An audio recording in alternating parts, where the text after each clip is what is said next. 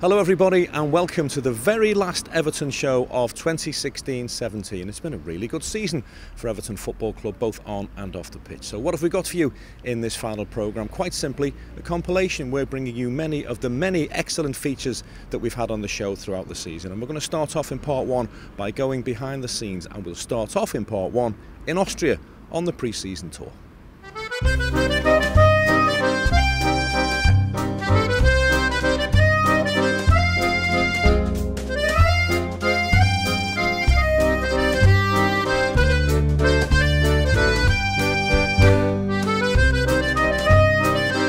Well, it's day one. It's actually the first morning of the pre-season trip here in Austria, and as you can see over my shoulder, Ronald Koeman and the coaching staff are just putting their players through their paces. We're at the home of FC Schruns, and on this first morning the accent is very much on good control, crisp passing and high tempo. This could be a long week for the players.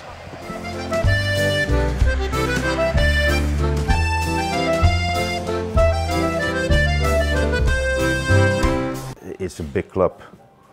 Maybe it is a sleeping giant, and it's a big challenge for us to do better. Yourself and Ronald have been at the very, very pinnacle of European football, and you're obviously both born winners, but you like to do it in style, don't you? It's important for you that the Evertonians will enjoy watching your Everton teams. Yeah, but okay, we may not forget that, of course, the result is very important.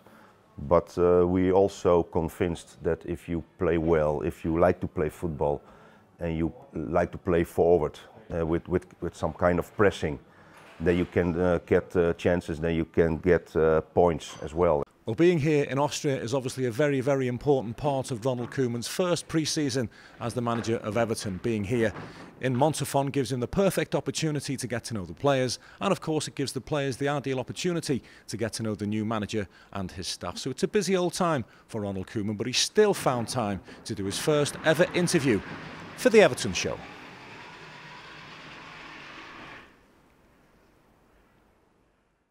From the first minute till now, I feel really that good support what you need as the manager, and everybody is involved, and everybody likes to help.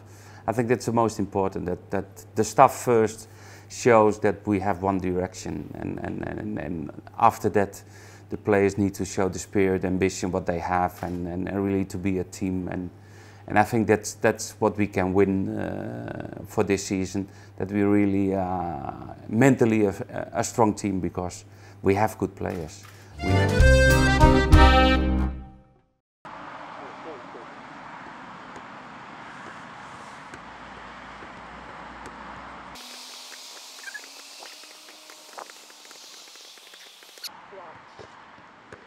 All day this, maybe we won't win. Oh mate! Hey! He's in the way. Why did you say that? He's in the way. Yeah, why are you putting me off? Because I just got carried away. He was in the way. Can we stop? He was in the way. Keep going. Stop. Yeah, fast forward. Hold on. Hold on. Keane, you need to be careful. You keep playing like this. Oh, wait, hold on. Red mark on Dino Suarez. Oh! Flipping out. Hey! Hey! Foul! Foul! Ah! No way.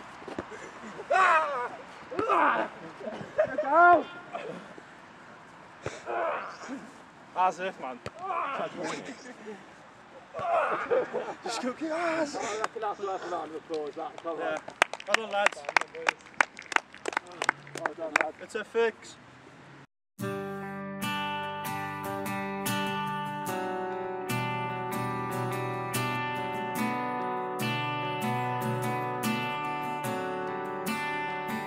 So this is more or less where you used to sit, isn't it? Yeah, it's just here, ironically. Did everybody sit in the same place every week? It was 1 to 11, wasn't it then? So it was easy enough to sort of know where you were, and then obviously the subs were down the bottom end. But yeah, Gordon, Nev, Gary, Bales, myself, Derek O'Waggy, Sharpie. Sharpie tells me that when you were in here, you got a feel of how big the attendance was because you could hear the crowd. Yeah, you could. Because obviously the changing rooms were different, so it was a little bit more was more windows in there, I think, on the top, you know, so you could actually hear them before and after the match. And I see the little escape hatches still there. If we lost, you can get out a little bit quicker. You needed that the early season, yeah, it certainly did. Yeah. What was it like sitting in here at half-time in the Bayern Munich game? You know, just waiting for your instructions off your manager, really. And you know, his famous saying is that keep putting the ball in the box, and you know the crowd will suck it in. He did say that. We had this winning mentality anyway, didn't we? That we knew that we could beat anybody on our day, and I think what we couldn't believe is that we were 1-0 down.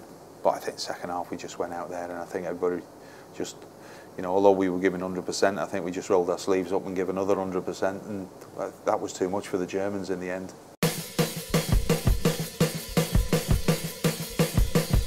It was good.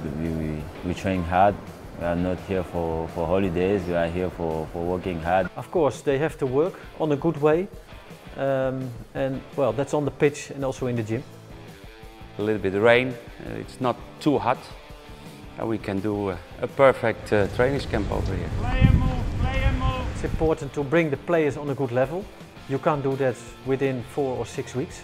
Every day there's a good focus, and also here what I see, they like to train. Yeah, it's hot, as you say, humid. The sessions have been difficult, but nice to get in the warm weather. You know, it's a bit cold back home, so I think the lads are enjoying it. We're working really hard, and a lot of intense work, but you know, a lot of enjoyment in the training sessions.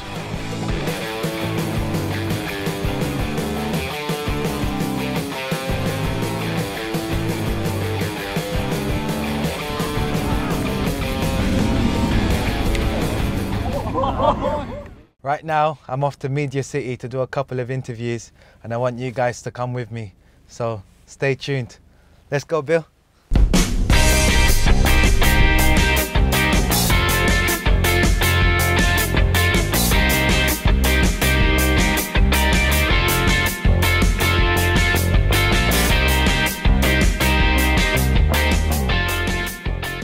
This is me with makeup on. I've gone to a 6 to about a 9 out of 10.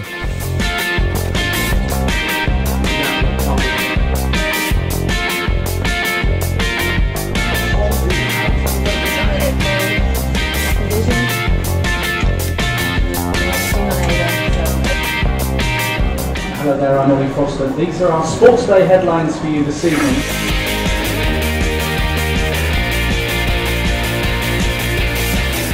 Right, that's part 1 done. We've reviewed all the weekend games, including the Everton 3 points. So let's go to part 2.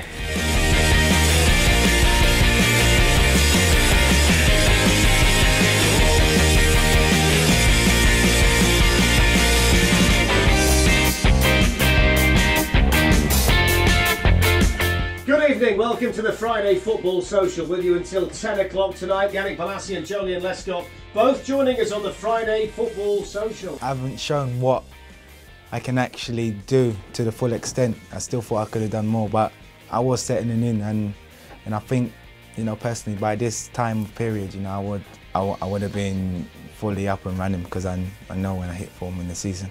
When I got past the mic, and you know, you're looking at the stage and you see like 5, 6, 7, 8, 9, 10,000 people jumping around, you know, waiting to listen to your lyric. It's like, oh, hold on a sec, you can freeze it. The artists that don't forget the lyrics, you know, yeah. Credit to them.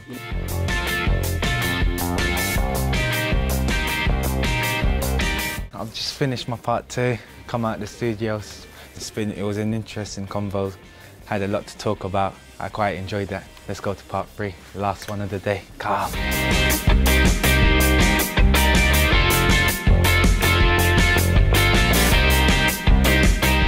Because I thought I'd be back sooner, but for me it's about working hard. You know, this is the time for me to get all the little things right before I come back.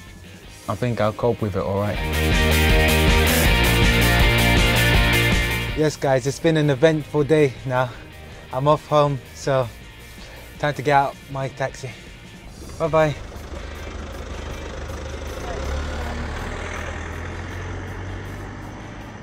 Well, I hope you enjoyed watching those behind the scenes features. Certainly brought back some happy memories for me. We're going to take a very short break now on the last Everton show of the season. When we come back in part 2, we'll bring you the best of our guest interviews that we've done throughout the season with, amongst others, Gianluca Vialli, Gary Lineker, Chris Waddle and Chris Kamara.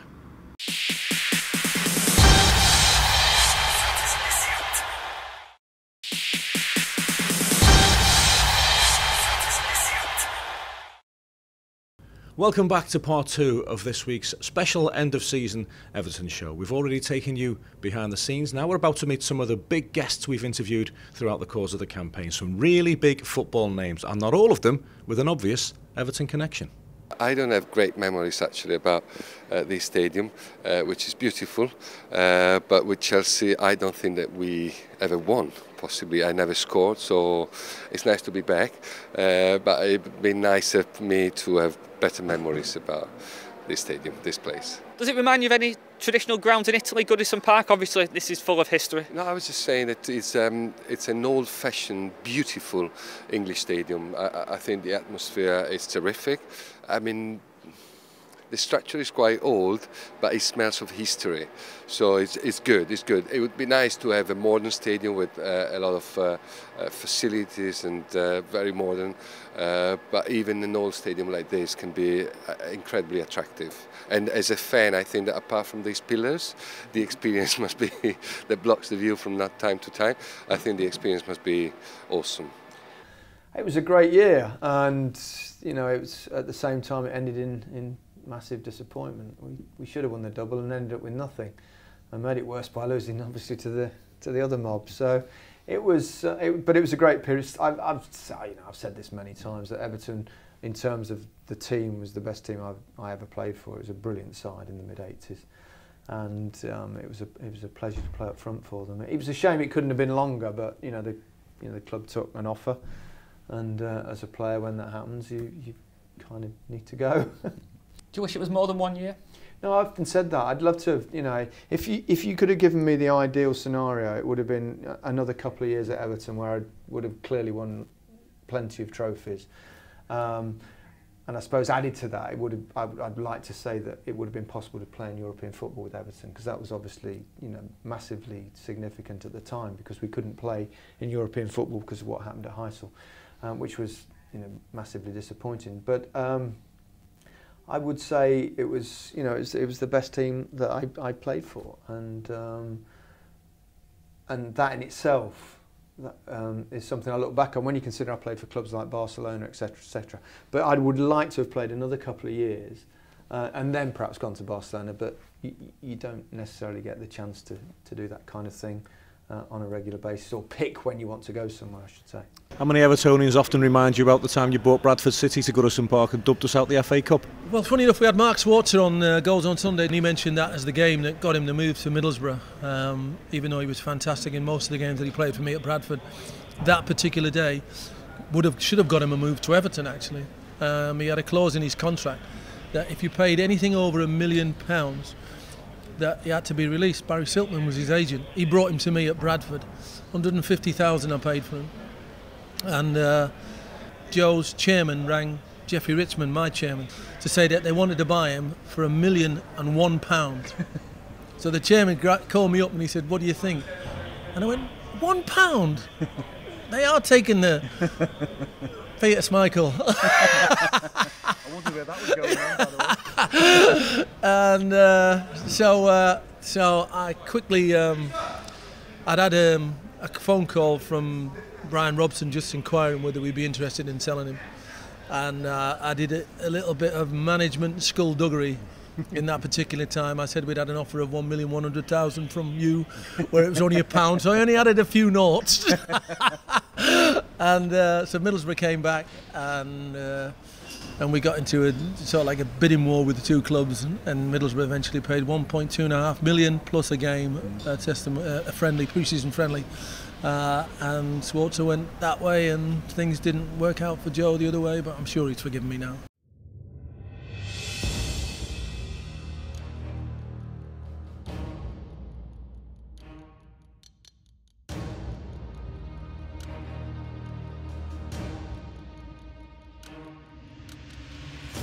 So when I get ready for a fight and the fight gets announced, the first thing on my mind is to get home safe to my 3 kids. Number 2 is win at all costs. And number 3 is nothing else matters. It's Monday morning and Tony Bellew is working hard. He's been doing so since well before Christmas. When it comes to his heavyweight clash with David Hay, he's taking nothing for granted. By living by them 3 rules, it makes me prepare as best as I possibly can. It makes me push myself. I'm someone who works on determination and will and drive. I'm not somebody who works on a natural ability and talent. You know, if the truth be known, I'm naturally just a fat guy. But I can have a fight and, you know, to be able to prepare yourself for the 12-round fight, you have to be able to push yourself, get to the gym, do what you've got to do, go home, rest, go back to the gym, go again. So it's not just a sport, it's a way of life. A part of me would love it to go past 5 rounds, because I know it goes past 5 rounds, this going to quit. I know he's going to quit. And then a part of me says, if it does go past 5 rounds, I'm going to have to endure some heavy shots and punishments and get off the floor probably. So I worry about that part. But then there's another part of me that says, if I just hit him clean with the same left hook I hit McCarby with, he's just going to go fast asleep. I hate losing. Everyone will tell you, I can't even let my 11-year-old son beat me on FIFA. If you can bear losing, then you are in the wrong sport if you're in boxing. Welcome to our latest Around the Table feature here at Finch Farm. I'm joined by Tom Davis, who's laughing his head off.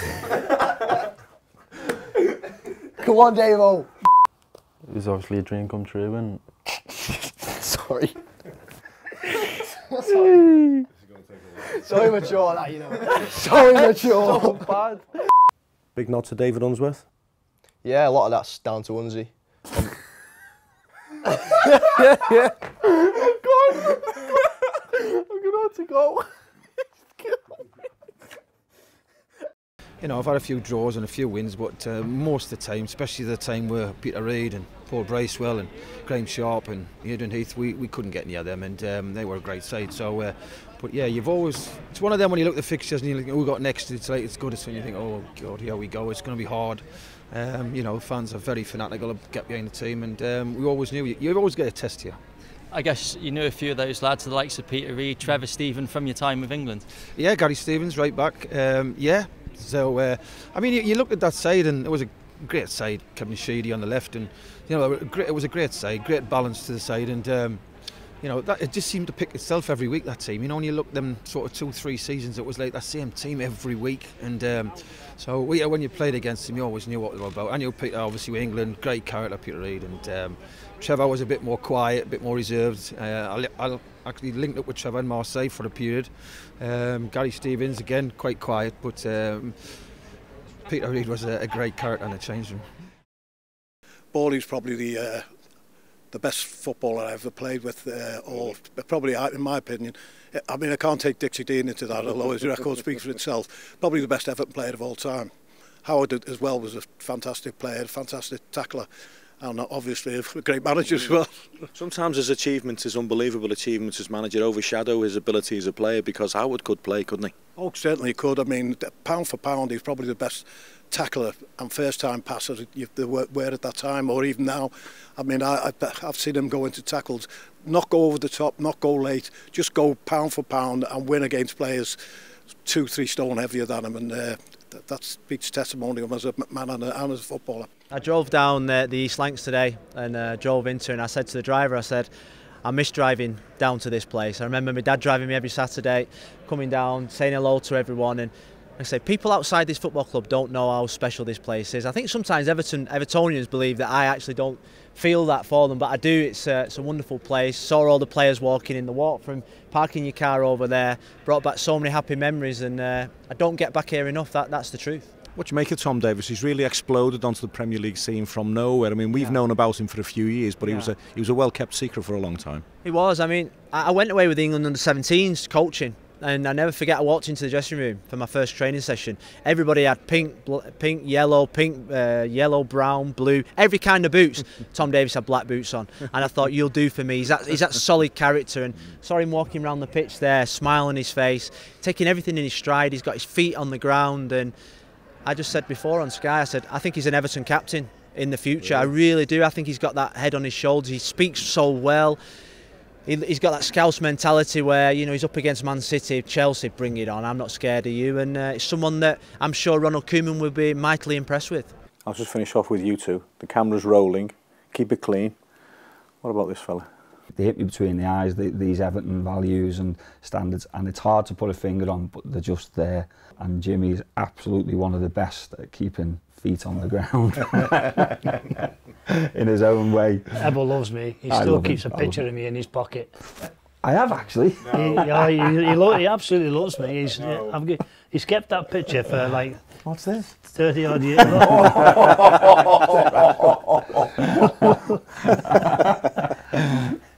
You look well there, Jim, actually. Your nose looks bigger there than it does now. Yeah, going out of it. Show the camera runs. Yeah, you might have to go back a bit to get his nose in. I look well there, don't I? There you go, the irrepressible Jimmy Martin, the only Premier League kit man who was a legend of the game, at least that's what he tells us. Well, I hope you enjoyed listening to some of the big names we've interviewed throughout the course of the season. Coming up in part 3, we'll remind you of some of the big name sofa guests we've had on the Everton Show. Joe Royle, Peter Reid, Morgan Schneiderlin, Yannick Bolasie and many, many more besides.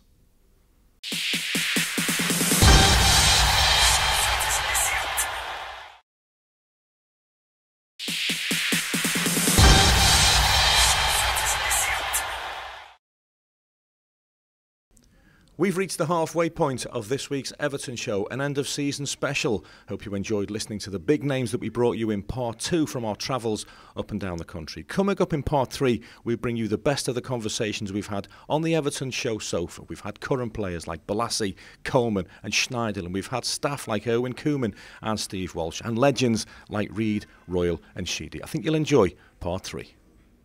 You know, I'd played in a few derbies and not really come to terms with him early on, and Ron Yates had said in the paper that, you know, he'd never had any too much trouble with me. And then, of course, I scored at the Cop End, and that was sweet. You know, and after the game, we'd won there 2-0 on the championship running, and my wife-to-be said to me, I think we'll stay away from town tonight, don't you? I said, we won't. And we went down to Tommy Smith's club to celebrate. Tell us about Malta. How did you end up playing football in Malta? Well, my cousin was meant to go out there on the trial, but he got injured, and you know the agent that was taking him out there at the time was like, "Have you got anyone else?" And yeah, he came and watched me at Hillingdon Borough, and yeah, he said, "Yep, I'm good enough to go for the trial." So I went out to Malta, done a trial, where their league's protected. You have to have 8 Maltese players, so you're only allowed 3 foreigners. So for me to sign, first of all, was incredible, because normally as a foreigner, you got to be experienced. I had no experience. I was coming from semi-pro football, but it was good. I think teams have that, don't they? I mean, me and Andy were quite vociferous, well, as you know from watching the telly now, you know, but we started taking the mick, and it brought the young lads out, and that's what you got to do, you know, because, and when you're on the park, and sometimes, you know, listen, it's all right winning, playing well when you're winning.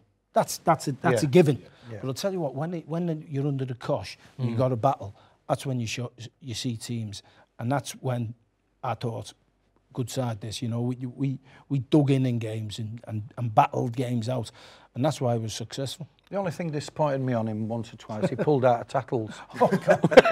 I had to, especially in the derby. I had to read it. It's your celebrations that the punters like as well. Yeah, I can't help myself. I get a bit of stick from some of my teammates because they come to celebrate with me and I just run away. But I do look very aggressive, but deep down I am very happy when I score. But it's a great way of letting out emotion too. You know, if you're having a bit of a bad game or you're getting a bit of stick, you can score a goal and just let your emotions out. The one you and I often speak about is Swansea City away, when you went all to Mary Kets-Bayern and started booting the advertising hoods. I still cringe a little bit at that. Yeah. The knee slide was brilliant, but the kicking of the boards wasn't the best. But as I said, I just lose myself when I score. There's no better feeling than scoring a goal, and especially if it's, you know, to equalise or get the winner for your team. Do you lament the fact that you no longer see kids playing football in the street or 25-a-side in the local park? It's a shame, isn't it? 100%. I think the actual pyramid for footballers has diminished somewhat.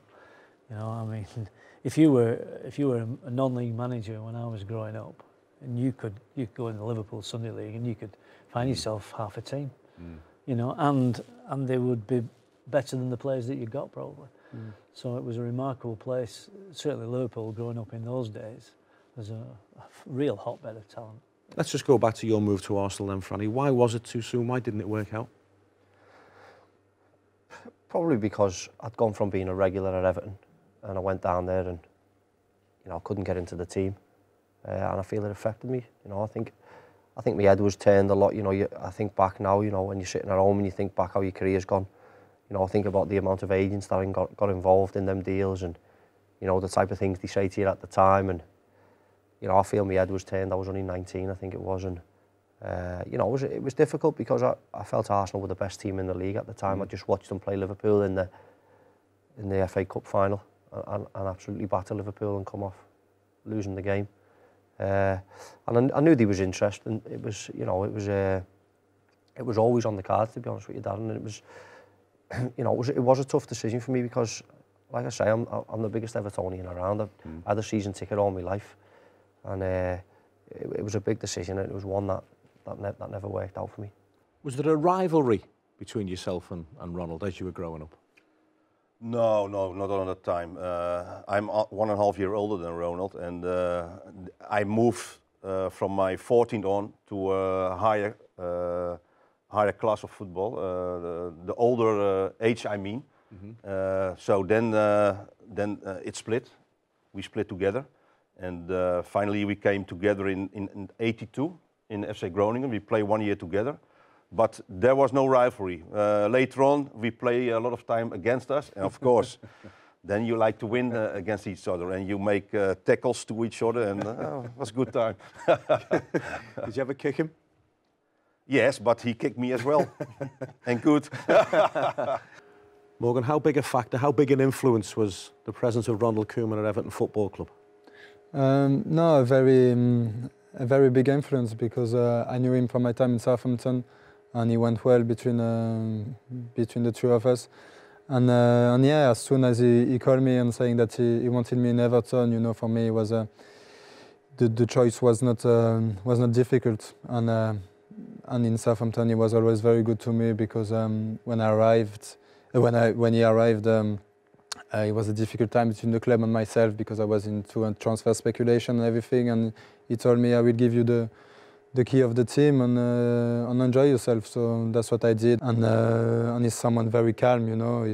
He doesn't get carried away when you win a lot of matches. He doesn't get crazy when you lose. So I like that, and he does well, and I'm sure he will he will do well for Everton.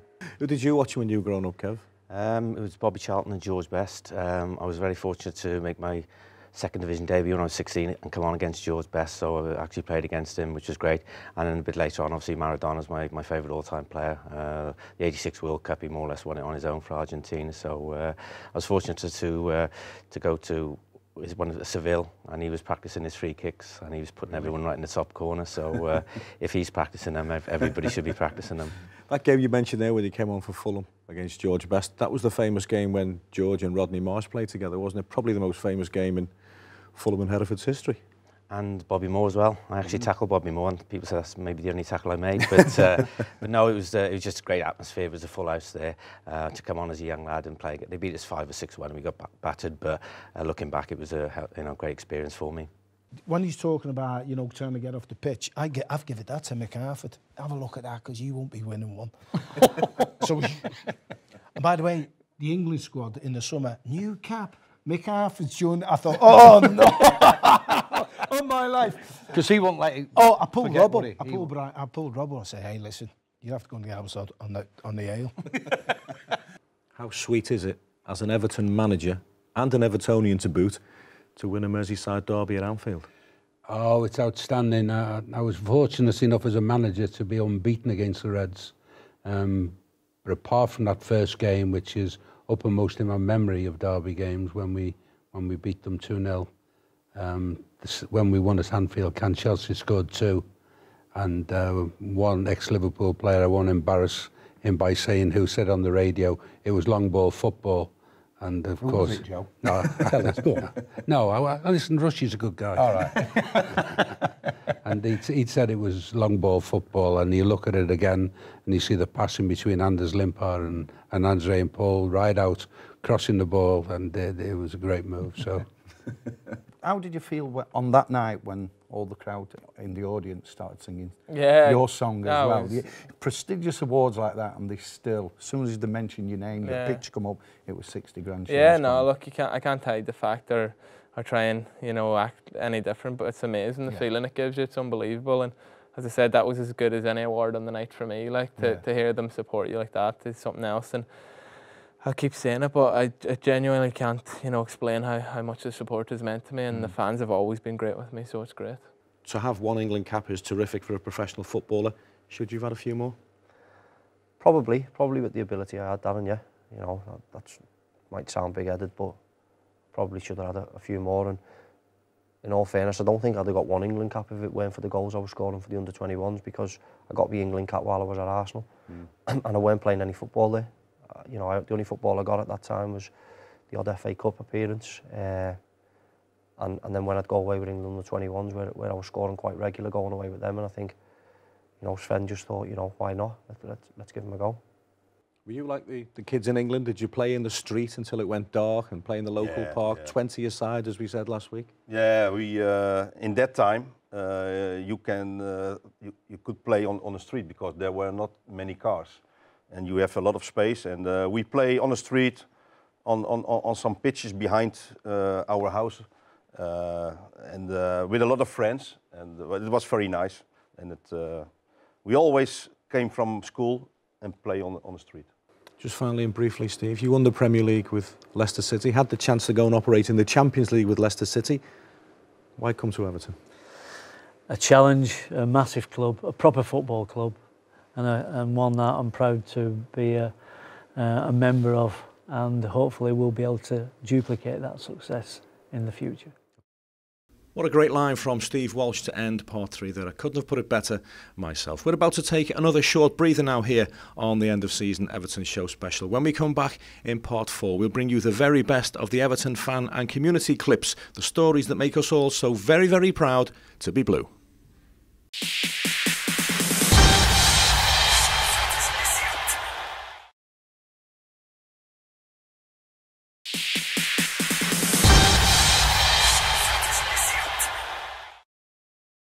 Welcome to the 4th and final segment of the final programme of the season. We've already brought you some of the biggest names in world football, and we'll end with some of the truly heartwarming and inspirational fan and community stories that we've brought you throughout the season. And we'll start with David Unsworth and his title-winning under-23 players who have led the Home is Where the Heart Is initiative from the very, very start. So much so that they spent a very long and a very cold winter's night under the stars at Goodison Park.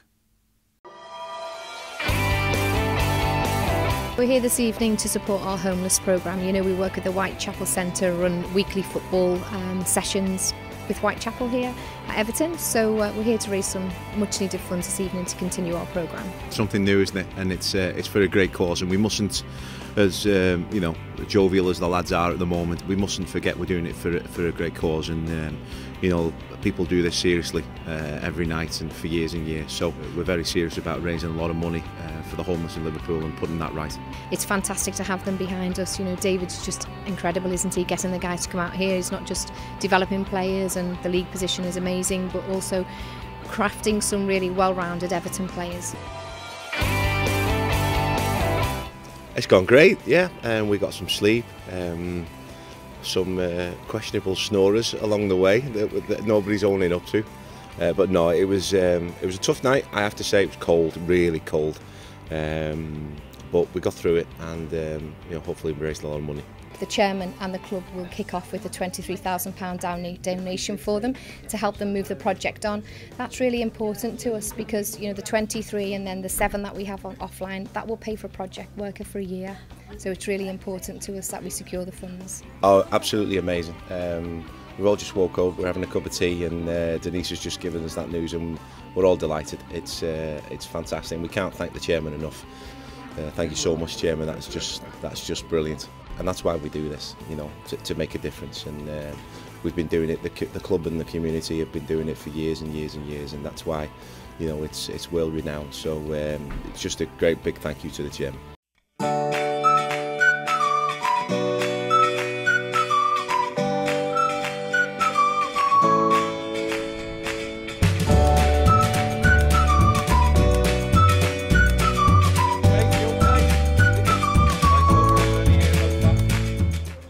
Logan's been baking some cakes for a charity called Home is Where the Heart Is, and as soon as he heard about it, because he just loves everything to do with Everton and he wanted to help, and he came to the mascot day that they had to raise some funds for that charity, and he decided on the way home that he wanted to bake some cakes and would I help him sell them to try and raise some money for the charity. While he's been here today at Finch Farm, it was such a lovely, lovely thing for Everton to do for him. He's just had the best day ever. He's met the backroom, all the backroom staff. He's met the kit guys. He's met a lot of the players. He's met Romelu Lukaku, and which he loved, but not as much as meeting Dominic Calvert-Lewin. Hi, I'm Logan, and I've raised £500 for Home is Where the Heart Is, and I've come to Finch Farm to raise some more.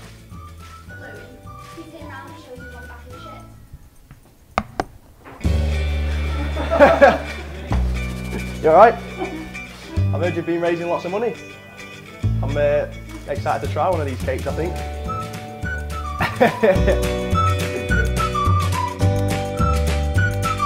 He's worked really hard, and this is just amazing what Everton have done for him.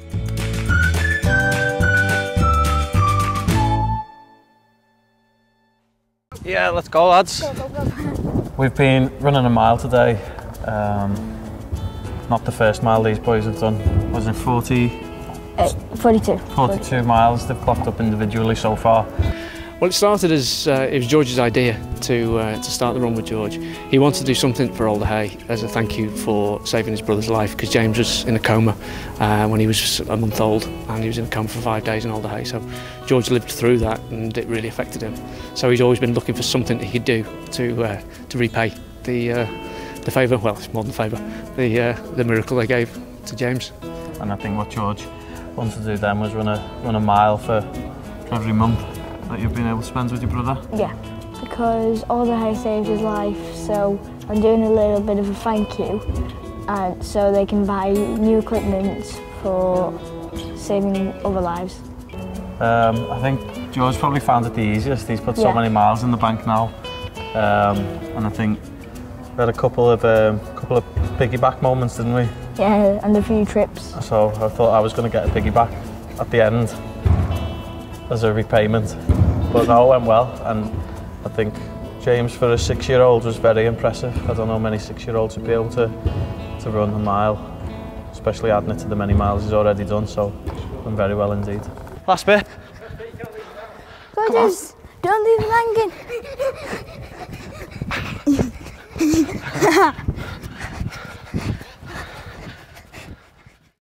Hi, I'm Thomas, and I like my team photo day.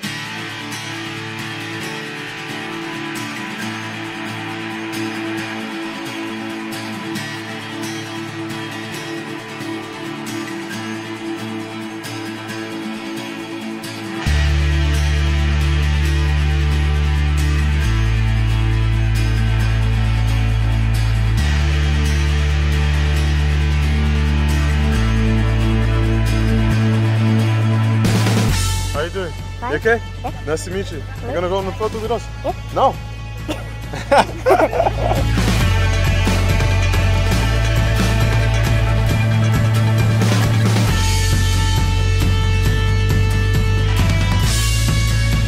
Thomas is taking this, by the way. 1, 2, 3.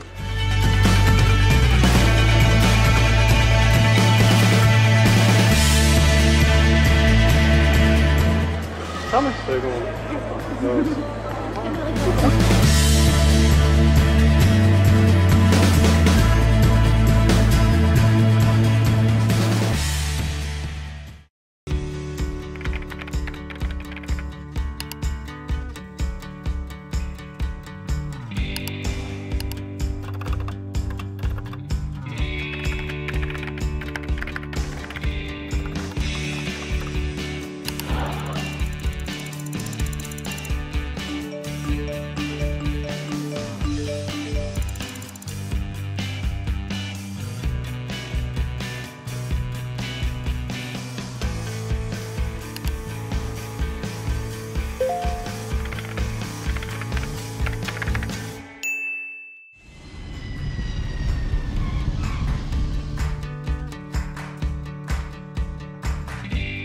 It's an incredible city, you know, the docks, the sea, just the buildings there. It's just something you can't see in Bosnia. I met Mo Besic. It was absolutely amazing to speak with him. He gave me a signed jersey, and that was extremely special for me. An incredible player and a really nice person. When I started all of this, when I messaged 92 clubs from the Football League, I didn't expect it would come to all of this, and you know, me being at Goodison Park. It's Lukaku, and it's a goal! This is surreal. The happiest day of my life seeing this match, and just being greeted by all the Everton fans around the world. Just proud to be, you know, one of the toughies.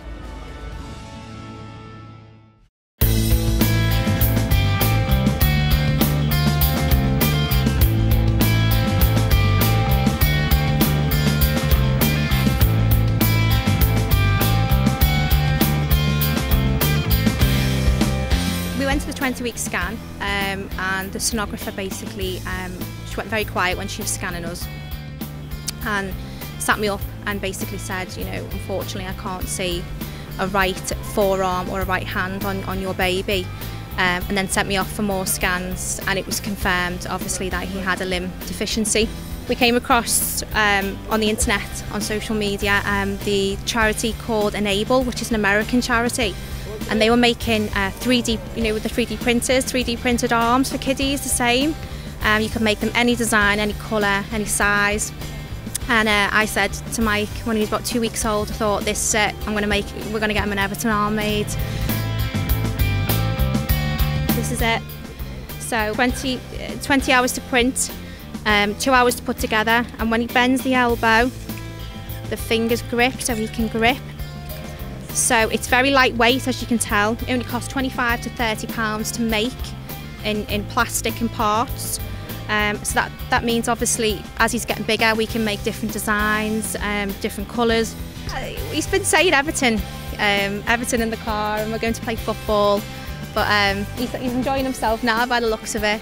But yeah, really excited, and we're really humbled by Everton's generosity and you know, everything that we've encountered here today. We're really grateful. And there you go, that's just about it. The curtain comes down on another football season. 2016-17 has been an excellent campaign for Everton Football Club, both on and off the field. Many thanks indeed to all of you for watching the Everton Show week in, week out. We hope you enjoy tuning in as much as we enjoy putting it all together. Many thanks to everybody from Made in Liverpool and also from Everton Football Club who put the show together. We'll see you again in 2017-18 for another Everton Show.